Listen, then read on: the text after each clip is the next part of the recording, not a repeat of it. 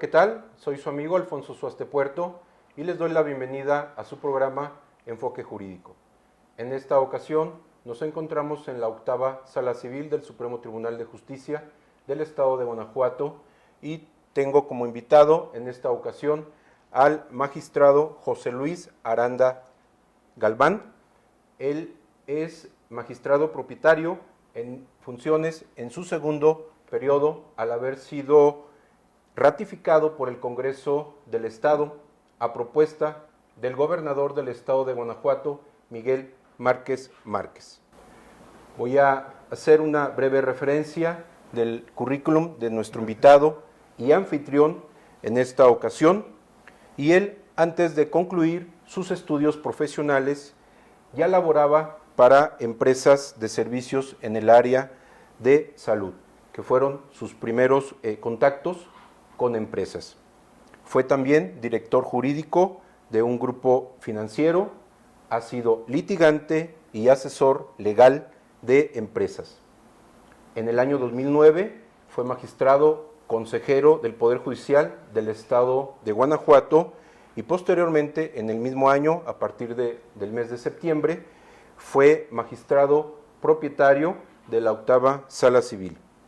Tiene ya 25 años de docente y también ha impartido diversos cursos en las áreas de civil, mercantil, empresarial y corporativo. Es autor del libro Lo que todos debemos saber y entender del crédito y la cobranza. Ha impartido más de 300 cursos a empresarios, funcionarios del Poder Judicial, abogados de diversas partes de la República y universidades tanto públicas como privadas. Es licenciado en Derecho y cuenta con especialidad en Amparo, Administración y Derecho Corporativo. Es representante del Poder Judicial del Estado de Guanajuato ante funcionarios del Banco Mundial para la conformación del estudio Doing Business. Integrante también de los consejos estatales de mejora regulatoria y del programa Más Mejor Atención y Servicio por parte de la Secretaría de la Transparencia y Rendición de Cuentas. Magistrado, pues le agradezco haber aceptado esta invitación a su programa y bueno, pues vamos a tener una charla interesante. Con todo gusto. Que trata sobre las recientes reformas al Código de Comercio y su proyección en la oralidad mercantil. Exacto.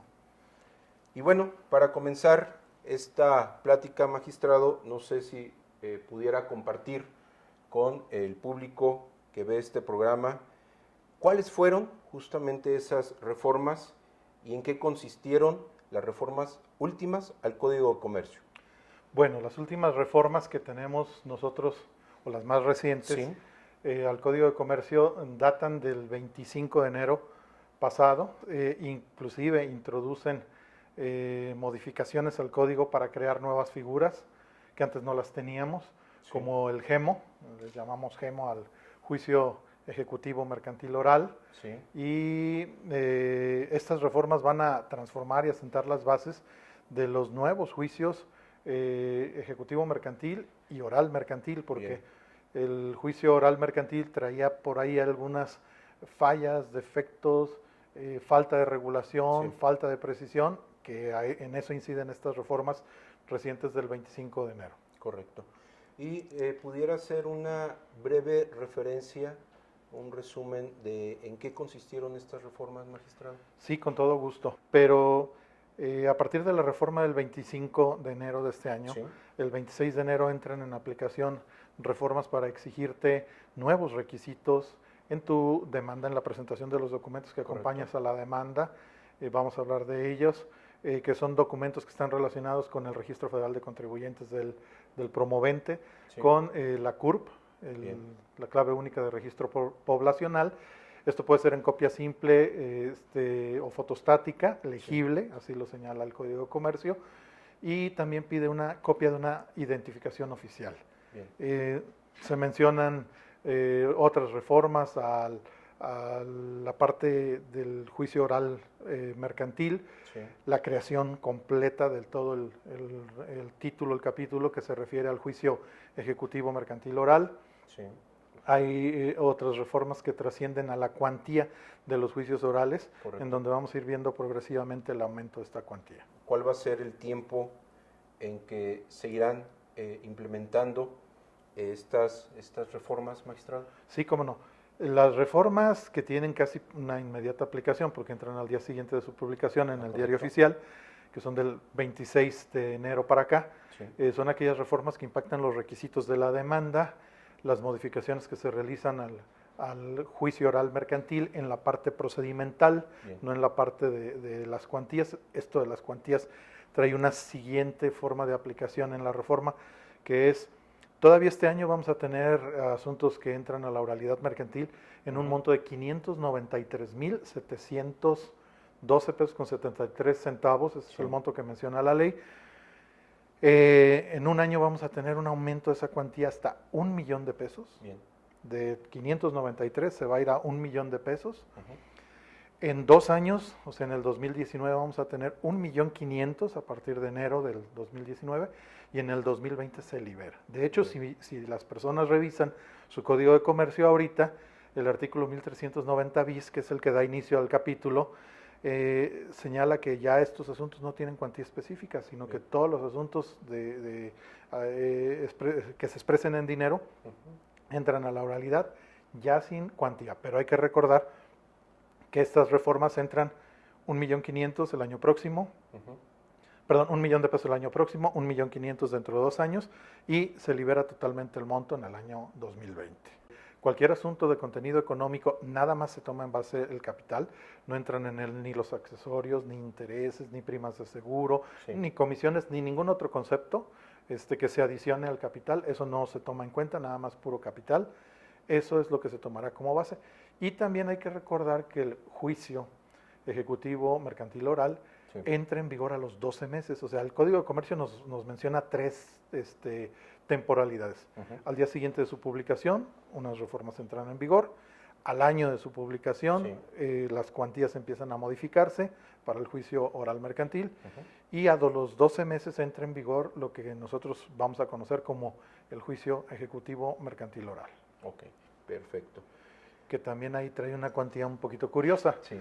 Porque el juicio ejecutivo entra a partir de los 593.712.73 hasta los 4 millones de pesos, cantidades que se irían actualizando según el Índice Nacional de Precios al Consumidor que publica ya el INEGI, antes era el Banco de México, ahora lo hace el INEGI, y se publica con referencia al año anterior, se checa el indicador de noviembre de este año, se checa la diferencia entre indicadores y ese porcentaje que se adiciona es el porcentaje que crece el monto o la cuantía en la que va a estar tramitándose este juicio ejecutivo mercantil oral. Sí. Lo que comentaba hace un momento, magistrado, referente a los documentos que debe de presentar con la demanda el actor por lo que hace al Registro Federal de Contribuyentes y a la CURP. Exacto. ¿Esto a qué se debe? Todo mundo con quien he comentado el caso cree que es o tiene que ver un poquito con un tema de fiscalización. Bien.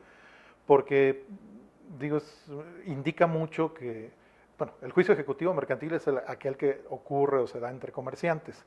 Los comerciantes son aquellas personas que hacen de lucros, ocupación ordinaria o habitual, según el Código de Comercio. Entonces, si tenemos a personas que están integrándose a juicios mercantiles, que ya hacen todos los juicios mercantiles en los que se debe exigir este requisito, pues si eres un comerciante, estás involucrado en un asunto mercantil, en un juicio, pues tienes que exhibir tu registro federal de contribuyentes. Bien. A los jueces y a los tribunales, en realidad ese dato no nos importa, no nos reporta mayor interés, pero creo que a las autoridades que fiscalizan los ingresos de los comerciantes, pues sí pudiera interesarles. Aquí también hay un detalle muy importante. La ley exige que lo presenten, artículo 1061 y 1378. El artículo 1061 es el que se refiere a los documentos que debe acompañar todo promovente con su primer escrito. Y el 1378 el que se refiere a los requisitos que debe integrar un los documentos que se deben integrar a una demanda ordinaria mercantil. Sí. Entonces, como estos requisitos ya aplican para todo tipo de juicios en virtud del 1061, ¿qué pasa si yo no estoy inscrito, si yo no tengo registro federal de contribuyentes Sí. o por alguna razón no tengo CURP? Que en algunas comunidades, sobre todo comunidades indígenas, a veces a estas personas no las registran en el registro civil, Sí. no tienen acta de nacimiento y por lo tanto no se genera la CURP. Entonces, lo único que habría ahí que mencionar es que la persona no cuenta o no tiene registro federal de contribuyentes o la CURP disponible porque no está inscrito en esos registros, oye, bajo promesa de decir verdad, que no le obliga la ley a estar inscrito en esos dos registros. ¿Esta exigencia va a aplicar para tanto la demanda ordinaria como la ejecutiva? Sí. Todos ellos tienen que venir con esos requisitos. ¿Qué pasa si a un juez se le presenta una demanda sin estos requisitos? El juez debe hacer el requerimiento porque la demanda está incompleta y pedir o exigir que se complete la demanda con los documentos que debe llevar según la ley. Si no se completa o no se cumple con el requerimiento, se da desechada la demanda. Se tienen 3 días para cumplir con ese requerimiento y las 2 salidas es, bueno, no los presenté y si los tengo, los presento en copia simple o fotostática. No los tengo, no estoy inscrito en ninguno de esos registros, pues lo que puedo hacer o lo que debo hacer es, bajo protesta de decir verdad, informarle al juzgador que no cuento, que no tengo la obligación de estar inscrito en esos registros, que ahí yo noto una trampita de la ley, porque el decir que no estoy obligado cuando estoy realizando actividades comerciales o metido en juicios comerciales, pues puede ser un poquito riesgoso. Es muy largo el contexto y las implicaciones. Nada más voy a dar algunos puntitos porque se modifican muchas cuestiones. Se define de mejor manera términos, condiciones, fechas. Se obliga a los jueces a dictar las sentencias en un tiempo y forma más pronto, más rápido, más inmediato. O sea, está sufriendo una verdadera transformación. Esto es parte de un análisis que yo creo que los abogados debemos hacer, confrontando lo que teníamos antes en el Código de Comercio vigente hasta principios de enero de este año y el Código a partir del día 26 de enero de este año. Hay que confrontar las reformas y entender o incluso proponer ahí cursos o capacitación para los abogados, porque es importante que entiendan la trascendencia de estos cambios, de estas mejoras, porque son mejoras las que se introducen al código. Aquí hay que tomar como antecedente que hace un año, precisamente en este mes, el 28 de abril, pero del año pasado, 2016, el presidente de la República envía la iniciativa de reforma que se materializa ya el 25 de enero de este año, y en ella explica que lo que quiere hacer es simplificar procedimiento. Bien. Yo no veo que se materialice ese principio de simplificación porque nos está complicando un poquito más a litigantes y a tribunales las cosas.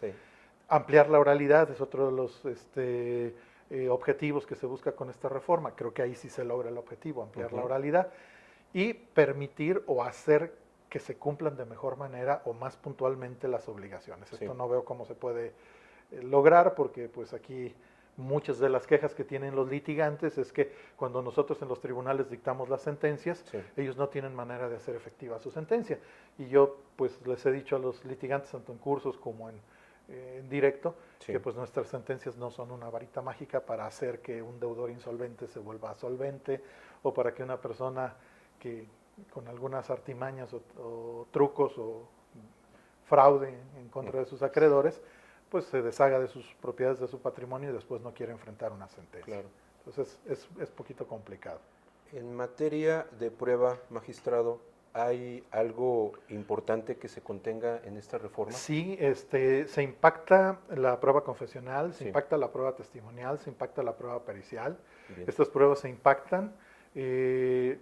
Ya inclusive se habla de la forma de aplicación de medios de apremio, según que los testigos los pueda presentar la parte o no los pueda presentar la parte y requiera que sean citados por el tribunal.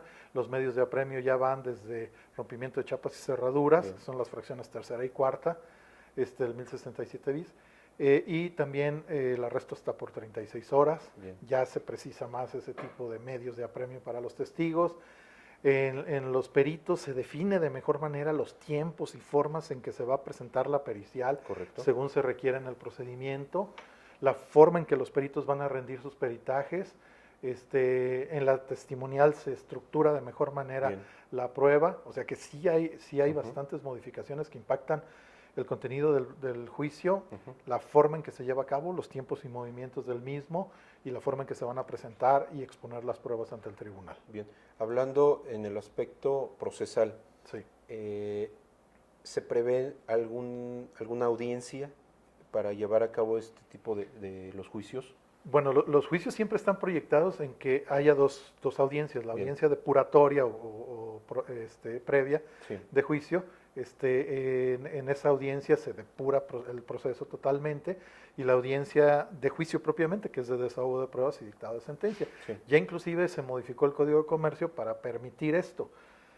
Si las pruebas que ofertaron las partes son de aquella naturaleza que no requieren de un periodo de desahogo específico, un tiempo para su desahogo, ya se entienden desde la misma audiencia previa, admitidas, desahogadas, etcétera. Sí.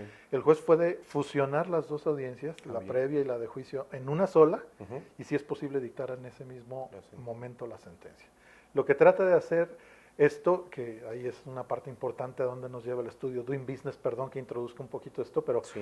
el estudio Doing Business que trae Banco Mundial, Bien. el estudio Doing Business que trae la Secretaría de Economía y que es la autora, la Secretaría de Economía, de estas reformas al Código de Comercio, lo que tratan de hacer es acortar lo más que se pueda Bien. los tiempos Bien. para que los juicios se puedan resolver de la manera más inmediata o rápida posible. ¿Se prevé también en materia mercantil la conciliación, la mediación, magistrado? Yo ahí lo veo un poquito complicado el tema, porque mientras que en otras oralidades, por ejemplo en la oralidad penal es el Ministerio Público quien procura hacer esta conciliación, en la oralidad familiar tenemos gente del CEJA, del Centro Estatal de Justicia Alternativa, Sí. de las sedes y subsedes que tenemos haciendo estas labores en los tribunales. Acá, en materia mercantil, Ujú. los juicios orales mercantiles obligan al juez Bien. a que él sea quien procure esta situación.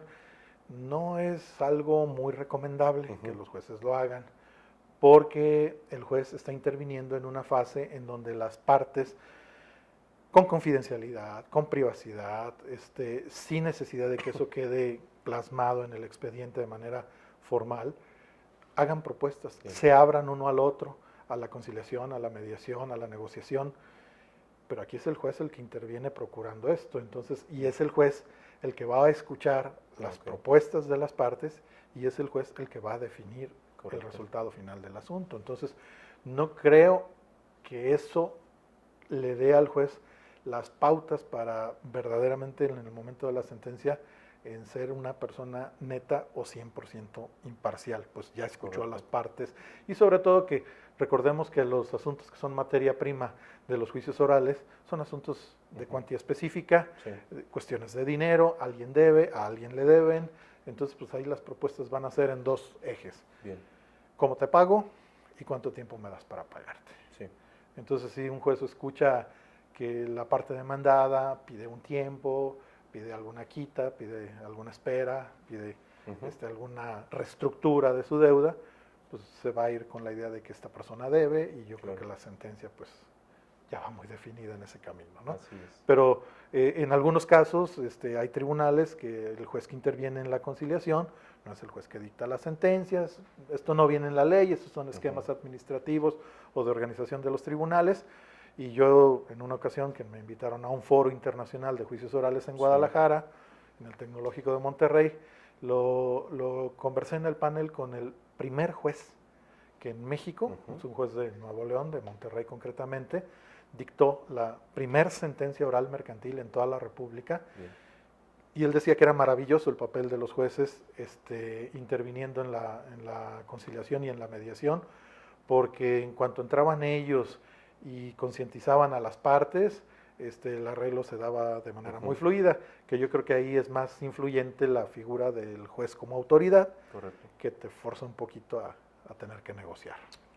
Pero bueno, cada quien tendrá sus opiniones en el camino, pero La mía va en el sentido de que el juez no es la figura idónea para hacer esto. No digo que la más apta, puede ser el más apto, inclusive puede sacar adelante muchos conciliaciones o muchos juicios con este medio alternativo, pero no se me hace la persona más idónea. De medios de impugnación, ¿qué es lo que contempla esta reforma, magistrado? Ahí nos vuelve a meter tanto en el GEMO como y que esto amplía lo que nos señala el artículo 1339 del Código de Comercio, que habla de los montos en los que se considera un asunto apelable o no apelable, que están en el mismo monto de 593,712 pesos con 73 centavos. De ahí para abajo no son apelables, de ahí para arriba sí son apelables. Pues bueno, como el juicio ejecutivo mercantil oral habla de una cuantía superior de 793,000 hasta 4 millones de pesos, no son apelables los asuntos, las sentencias que dicte un juez en un juicio ejecutivo mercantil oral. Correcto. Entonces está ampliando el monto de aquellos asuntos que no son apelables para el juicio ejecutivo mercantil. Todavía en el juicio oral mercantil seguimos en 593,000 y que de ahí para abajo es lo que entra a oralidad y no es apelable. Esto está confirmado por 2 artículos, uno específicamente en el capítulo de los juicios orales y el 1339 del Código de Comercio, que señala que los asuntos de esa cuantía hacia abajo no son apelables. Entonces, todavía este tipo de situaciones plantea la irrecurribilidad de ese tipo de resoluciones de los jueces en ese tipo de juicios. Bien. Algo leía yo también en la reforma que se publicó en el Diario Oficial el 25 de enero de este año, magistrado, referente a la institución de la caducidad. ¿Pudiera comentar qué se menciona? Pues mira, se amplían muchos temas, ya se habla de la caducidad de segunda instancia, 60 días para la caducidad de segunda instancia, se habla porque eso es un tema novedoso, antes no se contemplaba, se habla de que la caducidad ya es de orden público, entonces pues la caducidad de la instancia también es un fenómeno muy interesante que se introduce en estos esquemas. Hay que analizarla muy bien, hay que estudiarla muy bien, porque se modifica totalmente el capítulo de caducidades y esto ya entró en vigor desde el 26 de enero de este año. Bien. Algo también refiere la reforma en cuanto al emplazamiento. Sí. Creo que menciona algunas reglas. No sé Ahí las reglas del emplazamiento nos las volvemos a traer del juicio oral mercantil. Refiere ahora a la obligación del actuario para cerciorarse que está constituido en el domicilio adecuado, en el domicilio correcto, en el domicilio al que el juez le indicó que ahí debía realizarse la diligencia de requerimiento, embargo, etcétera, que el actuario ahora debe referir o mencionar las características exteriores del predio. Inclusive nosotros aquí en el Poder Judicial pues hemos insistido un poquito en que ya nuestros actuarios tienen que tener un curso, recibir un curso sobre algún aspecto arquitectónico, porque pues, van a tener que referir los rasgos arquitectónicos exteriores del inmueble donde están constituidos. Esto le da más certeza y seguridad tanto a los jueces como a las partes de que el actuario efectivamente se constituyó en el domicilio al cual estaba comisionado constituirse. ¿Hay alguna otra, hay otras reformas, pero cuál considera usted que también es importante, de trascendencia, y que el abogado, el litigante, debe de saber, de conocer? Yo creo que partimos del año 1996, una reforma que cambió todo el matiz con el que se manejan los juicios en materia mercantil. La reforma del 1996, la reforma del año 2003, que eso nos hizo trabajar con 3 códigos de comercio. Anterior a las reformas del 96, las reformas del 96 al 2003 y del 2003 en adelante. Por eso inclusive algunos editores publican de esos 3 códigos de comercio. Luego están importante la reforma del 2009, nos vamos hasta el 2009, porque ahí tenemos una reforma que introduce el RUG, que es el Registro Único de Garantías Mobiliarias. Es una nueva división del Registro Público de Comercio, que este Registro Público de Comercio, aunque fusionado con el Registro Público de la Propiedad, pero son 2 entes completamente diferentes, uno regulado en el caso de Guanajuato por el Código Civil, que es el Registro Público de la Propiedad, y otro regulado por el reglamento, que maneja el código el registro público, perdón, de comercio. Se amplía pues esta figura del registro único de garantías mobiliarias, en donde ya podemos inscribir todas aquellas garantías de bienes muebles, de acciones, de títulos, de valores, de elementos que están, por ejemplo, en el campo, aperos, equipos de labranza, etcétera. Todo eso se puede considerar y se inscribe en el registro, nada más que el registro se hace a través de medios electrónicos. Ahorita todavía en el estado de Guanajuato hace falta que los jueces de Guanajuato se sumen a este contexto con su firma electrónica, que tendría que ser, ahorita estamos trabajando en que pueda ser la FIEL, la firma del SAT, o puede ser una firma autorizada por la Secretaría de Economía, que como a nivel federal ellos son las dos autoridades que se manejan como autoridades certificadoras de firmas electrónicas, pues para poder hacer estos movimientos en el Registro Único de Garantías Mobiliarias, recordando que la reforma es del 2009, pero entra en vigor el Registro Único de Garantías Mobiliarias en octubre del 2010. Luego vienen las reformas de 2011 y 2012 que le dan vida a los juicios ejecutivos, perdón, a los juicios orales mercantiles. La primera reforma fue de 2011, hubo una segunda reforma del 2012 que ya le dio la verdadera dimensión, porque la primera mencionaba que asuntos hasta 200,000 pesos, ya la segunda se amplió hasta 500,000 pesos, definió de mejor manera las reglas de operación de esto y definió que hasta el 1 de julio del 2013 era la fecha límite en que todos los poderes judiciales deberíamos ya tener listos los tribunales orales mercantiles. Correcto. Luego una reforma muy importante al artículo 50 bis del Código de Comercio, que es una parte todavía muy desconocida para los abogados y hasta para los notarios. El 50 bis del Código de Comercio se modifica para ya generar el aparador electrónico o el sistema de publicaciones electrónicas de las sociedades mercantiles, en donde ya las convocatorias a asambleas, las fusiones, escisiones, sus acuerdos, los balances, estados de resultados, todo tiene que ser publicado a través de este portal electrónico que depende de la Secretaría de Economía. Inclusive hay empresas de transporte que tienen obligaciones especiales, que tienen que inscribirse ahí. Esas reformas de junio del 2015 y finalmente la reforma de enero del 2017. Esas son las grandes reformas, pero hay que estar muy al pendiente de todas ellas, porque si no quedamos fuera de la jugada. ¿Usted considera que debe de seguirse reformando el Código de Comercio? Yo creo que sí, fíjate que hay algunos pendientes. El legislador federal le quedó a deber ya la extinta ley de quiebras y suspensión de pagos que desde el año 2000 ya no tenemos con nosotros, porque a partir del año 2000 tenemos la nueva, bueno, ya no nueva, la ley concursal mercantil. Pues esta ley de quiebras y suspensión de pagos se quedó esperando que surgiera la vida jurídica un código de procedimientos mercantiles, que todavía a la fecha no hemos los mexicanos tenido el gusto de poder operar con un código de procedimientos mercantiles. Creo que el libro quinto del Código de Comercio ya no es suficiente, hay que generar un verdadero código de procedimientos mercantiles, es una gran reforma al Código de Comercio.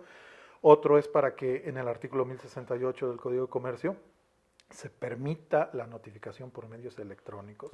Ya lo hacemos aquí en Guanajuato, ya tenemos la tecnología para hacerlo en materia civil, pero no lo podemos hacer en materia mercantil porque el Código de Comercio no lo permite en el 1068.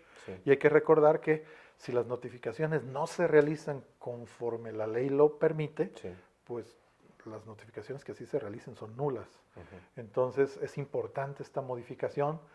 Y hay muchas modificaciones más que se le pueden hacer al Código de Comercio, porque por ejemplo estamos hablando ya de reestructurar completamente y bien todo el capítulo que se refiere al comercio electrónico. Y también el Código de Comercio debe regular ya o abrirse un poquito ya a los juicios en línea mercantiles. Justo eso le iba a preguntar. Es tiempo de que ya también en materia mercantil, en materia de comercio, pueda ya regularse los juicios en línea. En todas ya se habla. Banco Mundial, CONATRIB y AMIG, todos los organismos que aglutinan a los tribunales de toda la República Mexicana y la Asociación Mexicana de Impartidores de Justicia, de la necesidad del juicio en línea mercantil, en todas sus modalidades. sin obligar en algunos estados a que esto exista, porque en algunos estados no se tiene ni la capacidad tecnológica ni la infraestructura necesaria para que esto opere, Sí.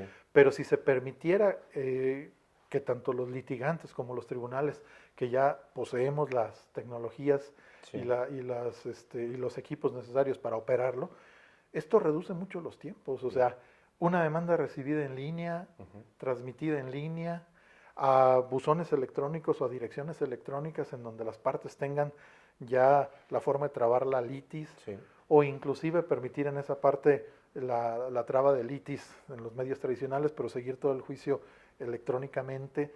O sea, ahorraría muchos tiempos, ahorraría costos a los tribunales, porque inclusive el movimiento que nosotros tenemos de actuarios, el costo de vehículos, gasolina, personal, Sí. eso nos permitiría que los actuarios estuvieran nada más dedicados a dos cuestiones: a los requerimientos y a las diligencias de embargo, que es lo que tienen que estar haciendo ellos en la calle, no notificando personalmente, que ahí se pierde bastantes recursos. Claro.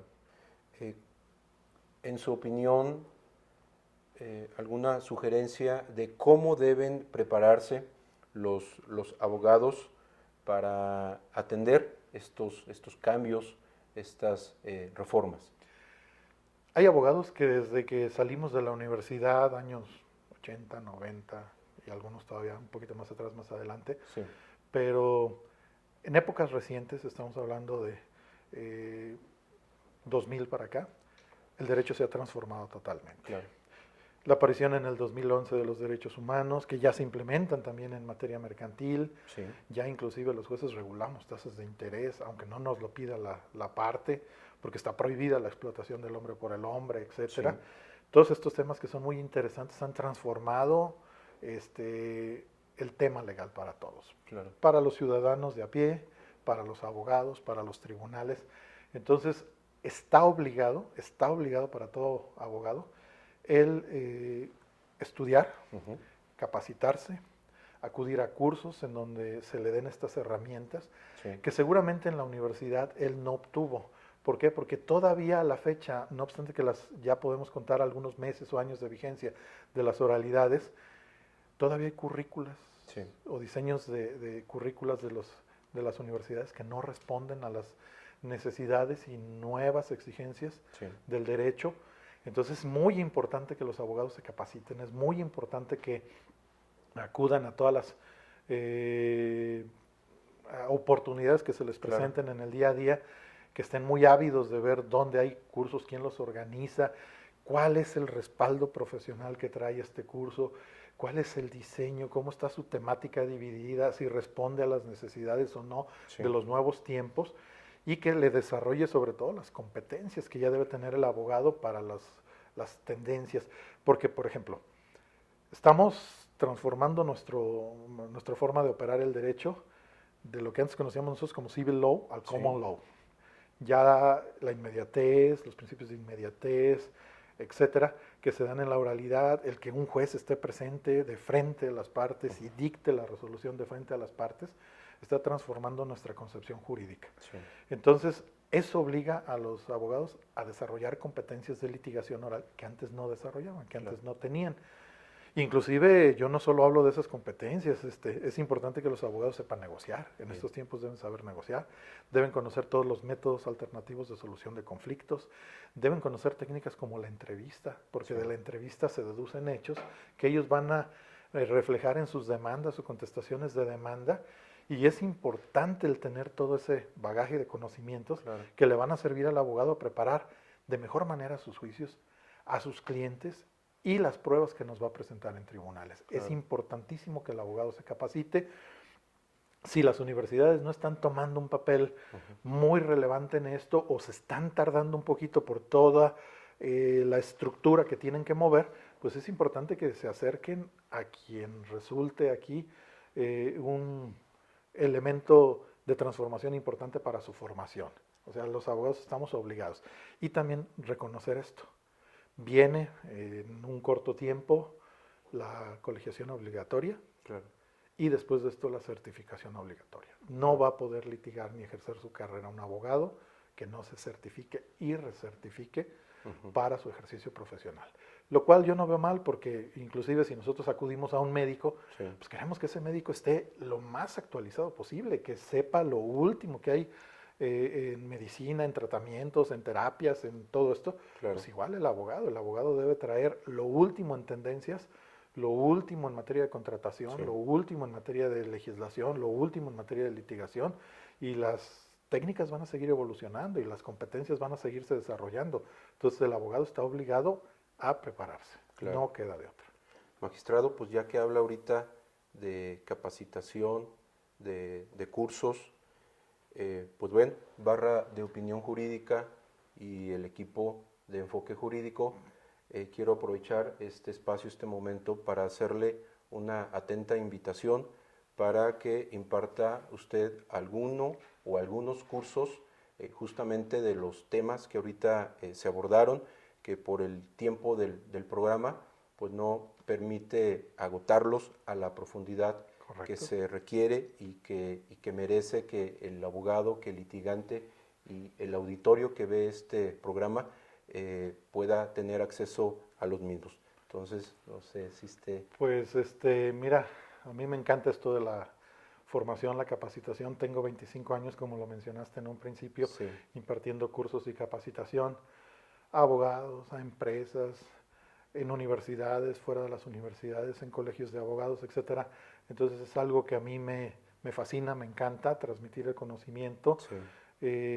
Yo estoy a la disposición, a las órdenes, la fecha que ustedes indiquen y en los horarios que se definan, con todo gusto los acompañamos. Pues magistrado, le agradezco su tiempo, el habernos recibido en esta sala de la cual usted es propietario, ya en un segundo periodo. Y bueno, pues a quienes siguen el programa, hacerles la invitación para que estén atentos a la invitación, a la convocatoria que se hará de los cursos que muy pronto serán calendarizados, programados, y que el magistrado José Luis Aranda Galván pues nos hará el favor de impartir. Con todo gusto, estamos a las órdenes. Gracias, magistrado. Y bueno, a ustedes les agradezco su atención y los invito a que sigan las redes sociales de Barra de Opinión Jurídica y de Enfoque Jurídico para que estén atentos, como les decía, a la invitación a los cursos que serán impartidos. Les agradezco su atención y nos vemos en la próxima. Gracias.